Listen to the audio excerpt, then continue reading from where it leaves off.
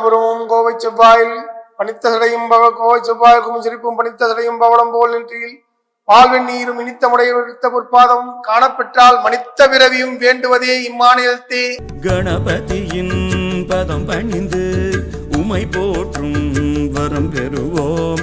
நாயன்மார் திருவுருவில் அருள் புரியும் நல்குருவே.